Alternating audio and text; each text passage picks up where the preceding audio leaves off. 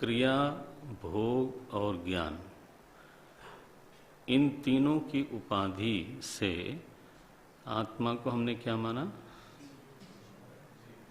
नहीं, तीन शब्द बोलो, कर्ता, भोक्ता, विज्ञान। अब देखो, ये तो हम हटा नहीं पा रहे हैं, लेकिन कई बार हम वेदांत के विद्यार्थियों से गलती क्या होती है कि कर्ता, भोक्ता, विज्ञाता नाम नहीं हटाना चाहते या हटा नहीं पाते। हटाते क्या हैं? नियंता, प्रशासिता। बोले ये तो औपाधिक है, ईश्वर में नियंत्रित्व थोड़ो है। ये तो आपने क्या किया है? आरोप किया है। वेल, ईश्वर में प्रशासितृत्व थोड़ो है, ईशित्व नहीं है। क्या है? बोले ये तो हम लोगों ने आरोप कर दिया है। आपको पकड़ में आया? तो अपनी जिस उपाधि से हम ग्रस्त त्रस्त हैं वो तो बनी रह गई और हो गए अनीश्वरवादी। जीवत्व भंग नहीं करता, ये वेदांत का सबसे बड़ा फिसलन वाला क्षेत्र है। जीवत्व को भंग करता नहीं, ईश्वरत्व को भंग कर दिया बस। और फिर माने मूर्ख वेदांती जिसको हम बोलते हैं, बिल्कुल नास्तिक की तरह उसकी विचारधारा होती है और व्यवहार भी होता है। न वो महाराज असली वाला नास्तिक है, हैं? और वेदांत तो कहीं दूर ही पड़ गया। जब तुम अपने को कर्ता मानते हो, भोक्ता, विज्ञाता मानते हो, तो नियंता कैसे भंग हो गया? क्योंकि नियमन तो फिर उसी पर हो ही रहा है। तो जब नियमन हो रहा है तो नियंता का निषेध कैसे कर सकते हो? जब प्रशासन हो रहा है तब मैं देखता हूं वेदांत के जो पढ़ने वाले लोग हैं जनरली इस तरह की बात कर देते हैं। अब प्रक्रिया का अनुग्रह है नहीं और प्रक्रिया के प्रति कई बार आदर भी नहीं है, केवल फल के प्रति बड़ा लगाव है। माने जो घोषणाएं हैं वेदांत की, आखिर वो घोषणा प्रक्रिया का परिणाम है। ये तो ऐसे ही हुआ ना कि गणित की जो किताब होती है उसके अंतिम पेज पर उत्तर लिखे रहते हैं और हमने रट लिया और इसके बाद धड़ाधड़ उत्तर बोलते जाते हैं। कहा जाए एक सवाल लगा के दिखाओ कि ये उत्तर आया कैसे? बोले ये तो प्रक्रिया वक्रिया है, ये सब ऐसे ही है, बेकार की चीज है, उत्तर से मतलब है। ऐसे लोग वेदांत का बड़ा नुकसान करते हैं, अपना तो खैर करते ही हैं। ध्यान रखना, वो उत्तर आया है प्रक्रिया के परिणाम स्वरूप। वेदांत जो है केवल रिजल्ट घोषित करने का नाम नहीं है। परंपरा किस में है? फल में। परंपरा प्रक्रिया में बोलते हैं। किसी ने मुझे कहा कि आत्मा ब्रह्म है, चाहे इस बात को जैसे भी जान लो, उसका नाम वेदांत है। हमने कहा बोलते रहिए, जप के लिए मंत्र बना लो इसको। भाई सुनने को तो हिंदुस्तान में बच्चा भी सुन लेता है। हम बचपन में थे तब किसी ने कहा ब्राह्मण शब्द की परिभाषा है ब्रह्म जानाति ब्राह्मणा। बहुत छोटा था, मेरे ख्याल से 8-9 साल का रहा होऊंगा, तब गांव में किसी ने हमको ये परिभाषा सुना दी थी। तो हिंदुस्तान में तो ये बातें कहीं कहीं से सुनने को मिलती ही रहती हैं। सौभाग्य से आप यूरोप और अमेरिका में नहीं हो। यहाँ तो हवाओं में दर्शन घुला मिला रहता है, कहीं कहीं से आता ही रहेगा कुछ न कुछ शब्द। परंपरा प्रक्रिया का ही नाम है। जो प्रक्रिया बलात् आपकी बुद्धि में इस निष्पत्ति को प्रकट करती है, बलात्। जैसे गणित का उत्तर बलात् आता है, फार्मूला अगर फॉलो किया जाए तो बलात् आएगा कि यही उत्तर होना ही चाहिए। अगर पिछला पृष्ठ फट भी गया हो तो भी यू नो इट कि since I have followed the formula process, और प्रोसेस से ये निर्णय आता है तो यही निर्णय है, सिंपल। जो प्रक्रिया का पक्का अभ्यासी है वो कैलकुलेटर को ठीक कर सकता है। वो कहेगा अगर कैलकुलेटर ने गलत उत्तर दे दिया या और किसी मशीन ने, तो आप कैसे उसको ठीक करते? बोलोगे ना ये सही नहीं है।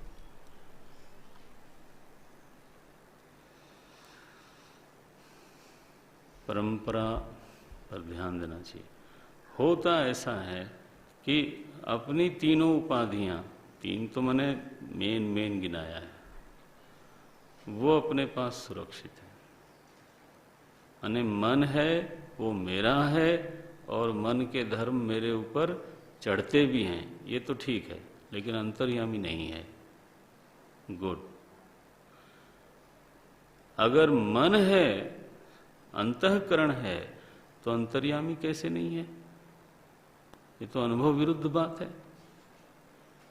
अगर तुम करता हो और कर्म फलदाता नहीं है, ये तो नास्तिकवाद है, चार्वाक इसी को बोलते हैं, इसको थोड़ो वेदांत बोलते हैं। कर्ता आप अपने को मानो और कर्म फलदाता को न मानो, दिस इज कॉल्ड चार्वाक दर्शन। नाम लिया जाता है हम वेदांती हैं।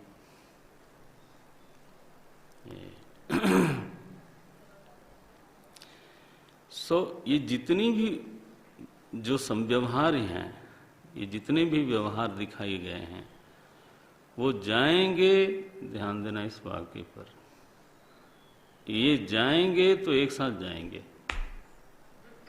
नहीं जाएंगे तो फिर एक भी नहीं जाएगा। ये न कर लेना कि जीवत्व को बचा लिया, ईश्वरत्व को बस छुट्टी,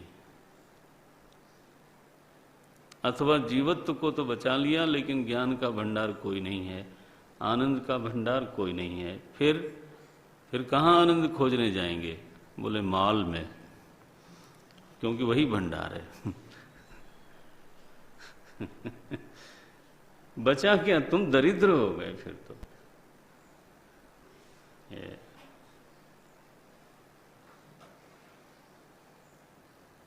इति एवं आदेह संव्यवहाराः प्रवर्तन्ते। ये सारे के सारे संव्यवहार माने व्यवहार, ये सारे के सारे व्यवहार ब्रह्म में उपचरित होते रहते हैं अविद्या काल में। केवल कर्ता भोक्ता नहीं, फिर नियंता भी उपचरित होगा। और उतना ही नहीं, जब उपदेश करेगी श्रुति तो कहना ही पड़ेगा उसको श्रोत्रस्य श्रोत्रम। और जब विज्ञान और आनंद की बात आएगी तो उसको कहना ही पड़ेगा कि कोई विज्ञान रूप है, भंडार है। अरे नाम ही रख दिया हमारे वेदों ने, श्रुतियों ने, हैं? हाँ, हिरण्यगर्भ ये शब्द है। यस्य गर्भे हिरण्यम अस्ति। हिरण्यम माने चमकदार ज्ञान, ज्ञान से बढ़िया चमकीली कोई चीज नहीं है।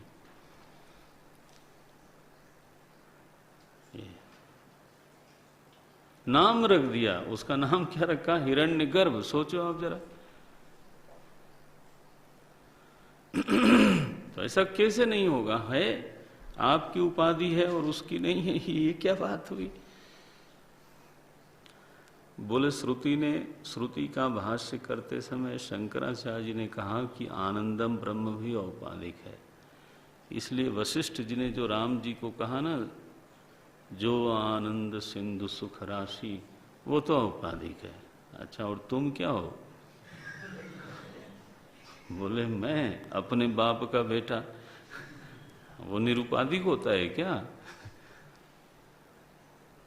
ऐसा होता है, गलतियां होती हैं, वेदांत के विद्यार्थियों से होती हैं।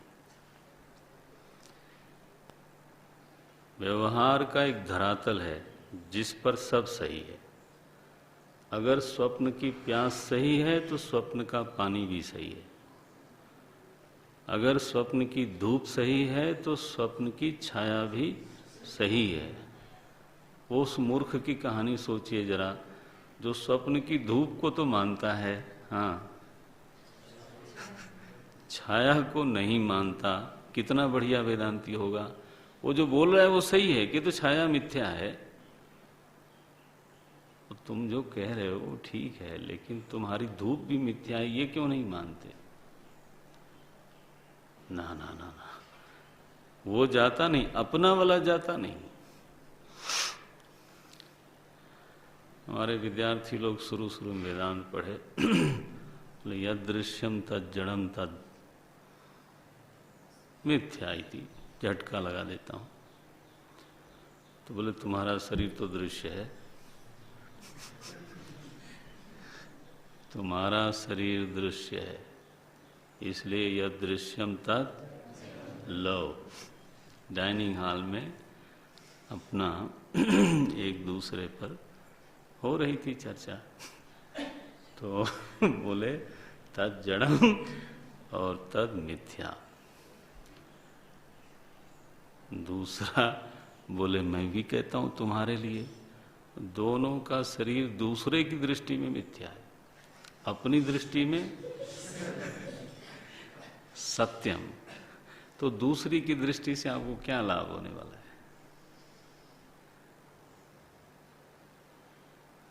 अपना शरीर बचा के सारे ब्रह्मचारियों का शरीर मिथ्या है, ये बहुत बढ़िया बात है।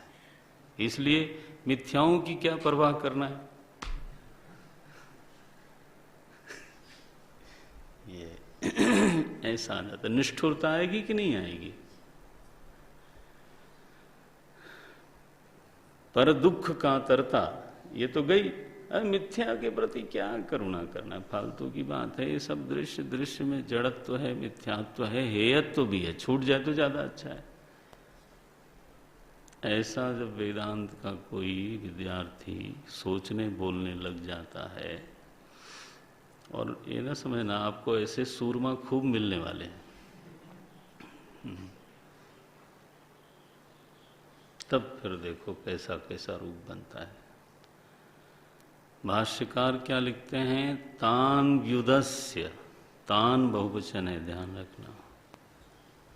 जिन उपाधियों के कारण निर्विशेष में ये सारे विशेषणों का व्यवहार हो रहा है, उन सारी उपाधियों का बाध करके, तान, तान मने तान उपाधीन, हाँ, तान व्युदस्य, उन सारी उपाधियों और उपाधियों से आरोपित समव्यवहारों को बाधित करके,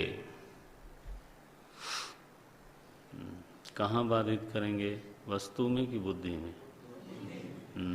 वो जरूरी है समझना। व्युदस्य माने घट तोड़ना नहीं है,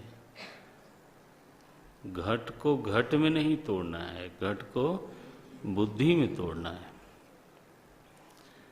आभूषण को आभूषण में नहीं तोड़ना है, आभूषण को बुद्धि में तोड़ो, सोना मिल जाएगा। बोले नहीं, मैं तो समझ ही नहीं सकता कि बुद्धि में कैसे तोड़ा जाता है, मैं तो जब भी तोड़ूंगा बोले थैंक गॉड आप घट और सोने की बात कर रहे हो, कहीं ये कह दिया जाए कि सबके शरीर पंच महाभूत हैं। उसने कहा मैं तो तोड़े बिना समझूंगा नहीं।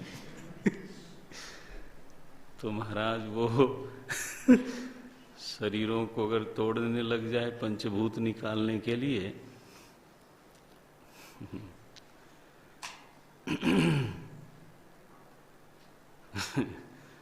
तान व्युदस्य, बुद्धि में इन सारी उपाधियों का और उपाधियों से सिद्ध होने वाले व्यवहारों का बाध करके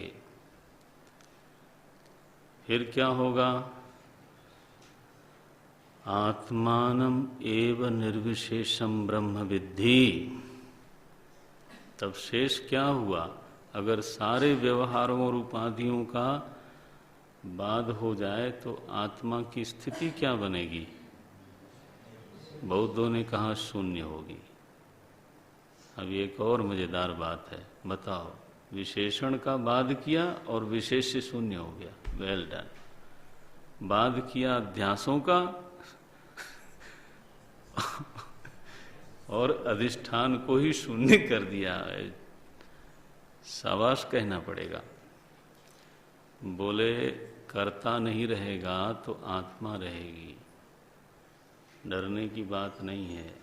भोक्ता विज्ञाता नहीं होगा तो निर्विशेष आत्मा रहेगी।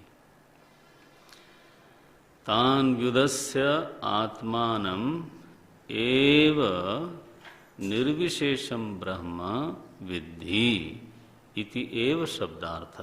श्रुति में एव शब्द है, तदेव ब्रह्मत्वम विद्धि। बोले एव शब्द का अर्थ यही है कि आत्मा को ही ब्रह्म जानो।